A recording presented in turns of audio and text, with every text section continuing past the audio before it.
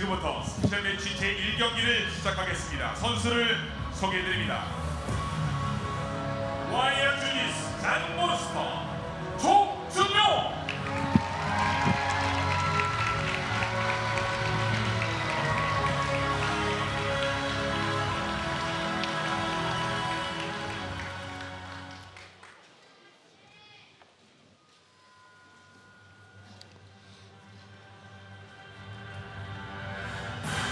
이에 맞서는 스페셜 선수 로이드 얼비 라이닝 스타 S.Hill-Taylor.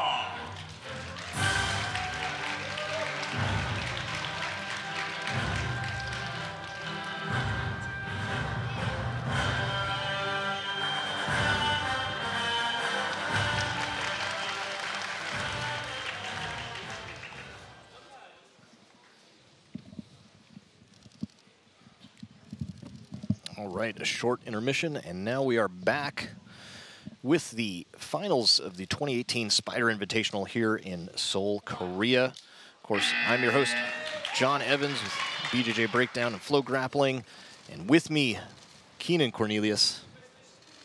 We've got a super fight going on right now. This is indeed a super fight, and it is going on right now. And you are pretty familiar with Shane. You know, not as familiar as you might think. While I was at Team Lord Irvin, he was just a young lad. Oh my God! Beautiful body lock takedown. And immediately into a crossface. This one might be over quick, John. Look at this transition. Nearly to the back, already on that Kimura on the far side. Gets the hook in. Throwing the triangle. Does not get the triangle. He may Very have nicely. lost that. Oh, he's switching to a wrist lock and just goes right into close guard. Good defense from Cho. You know, I've never actually seen Shane compete no-gi. I'm not sure. I know he's more of a gi guy. Yeah, he's fantastic. Well, he's the world champ. Black belt world champion. In the gi.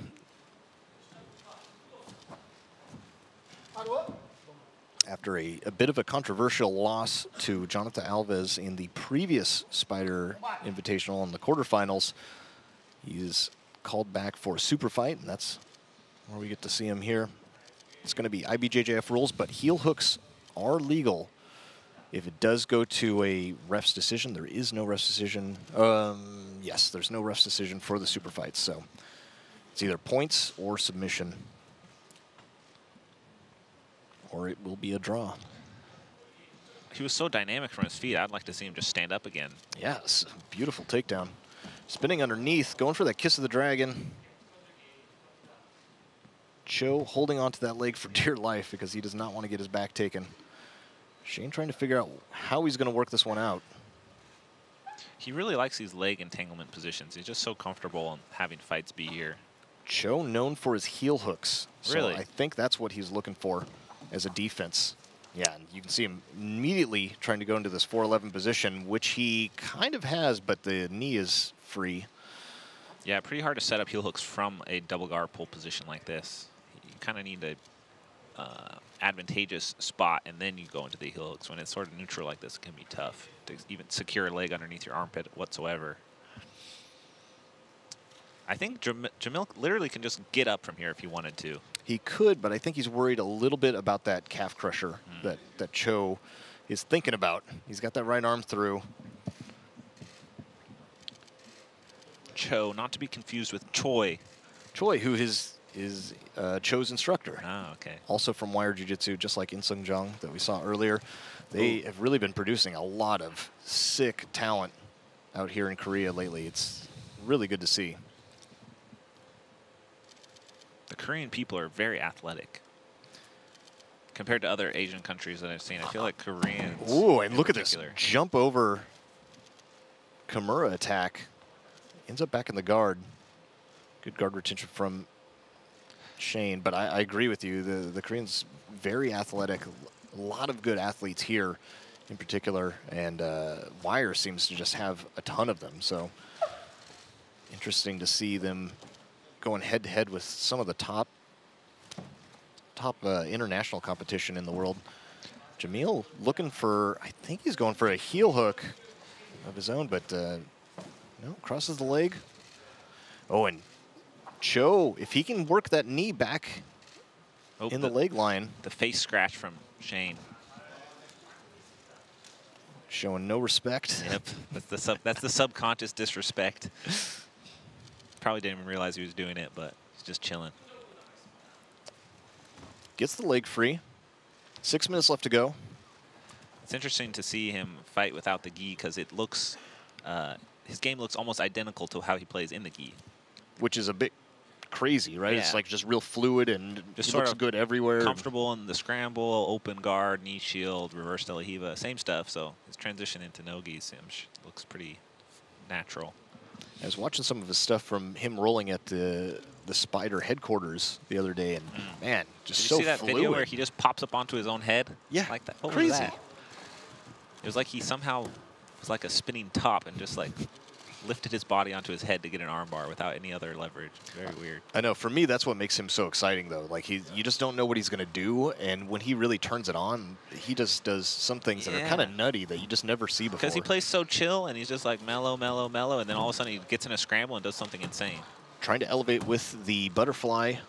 Got the double underhook. Double underhooks. Yep. Probably best to just stand up with that if you can, but. Oh, and he actually works his way into a leg lock position, going for a belly down straight ankle, loses it, but now his leg is in jeopardy. He has the knee out, though. Once you pass that knee under the line of their knee, you're pretty safe from any sort of twisting lock.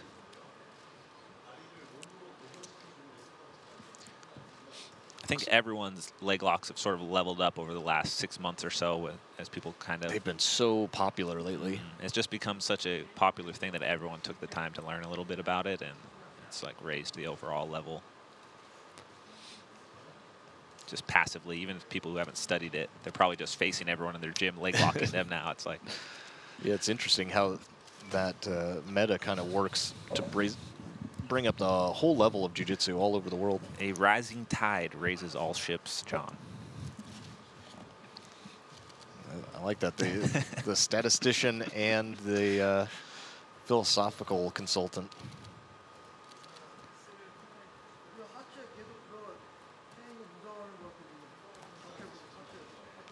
I would like to...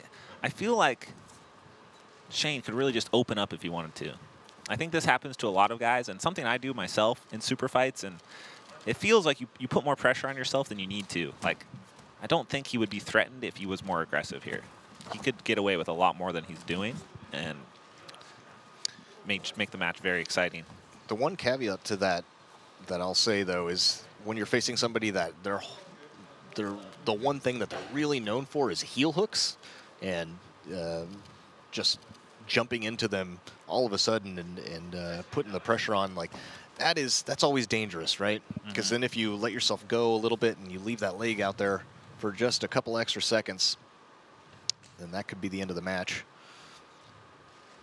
But I agree with you too. There's something about a super fight which makes it should be a little looser, right? Like there's nothing. You can open up. Like jiu-jitsu is not like other martial arts where opening up can get you knocked out. Oh, and here, beautiful escape from Shane. Now working this guillotine with the arm in. Probably got to get that leg free to make it work, though. Cho putting him back in the half guard. I think he wants to work up to a single leg, but I can't see. Is Hill working a Darce? Yeah, he has the underhook and probably is threatening it. I can't see the arm positioning if he has it all the way through. I think not, because his right leg is so far up towards the head. He would have to bring that back a little to get that angle. Oh, and he's got it. Yeah, look, he's got it on the biceps. He's got the leg trap, so let's see if he falls to his right hip. He'll probably look to put the pressure on to finish, but I'm not sure. It's pretty square right now. I think because of the underhook. If he collapses towards that right side,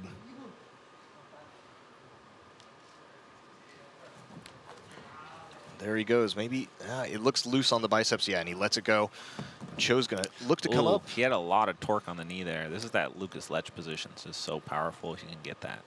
And does he have a lockdown, or is it just the Lucas Lech, like coyote hook or whatever it is that he calls it? The lockdown is more from the half guard, like with your own legs figure forward. He just has the one leg. He just had pressure, the one leg. Yeah. Lockdown, I think you're more flat on your back. But this pressure is really hard to deal with on the knee here.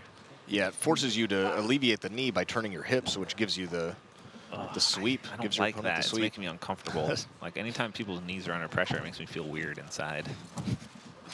And he works his way up into a single leg. Shane shrugs him off though. Minute and a half left to go. 2-4. Shane on top.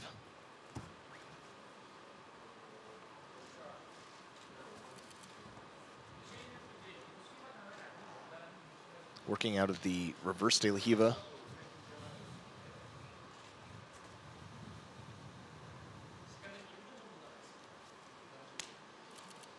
Shane trying to control the top leg. Only a minute left to go. Cho's got to do something. Down 2 points. He comes up on the single leg, gets Uchimated over. Right onto his back again. Stays on the side. Working the knee shield.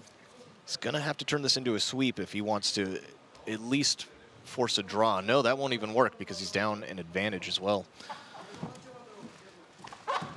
And look at that spin out from the leg attack from Shane. And right into a mount, but the leg is still trapped, so they're going to give him the... Yep, they're going to give him the points for that. I think... Are they going to give him mount?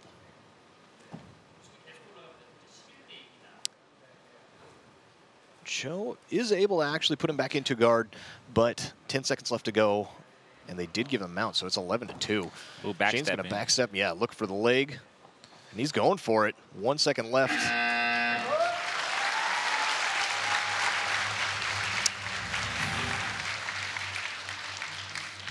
Fairly dominant performance from Shane as far as the scoreboard goes, but a little bit closer to that, the actual match. 본 경기는 심판 판정에 의한 테일러 선수의 승리입니다. The winner by decision, S.Hill-Taylor. I really like that rash guard that Shane has.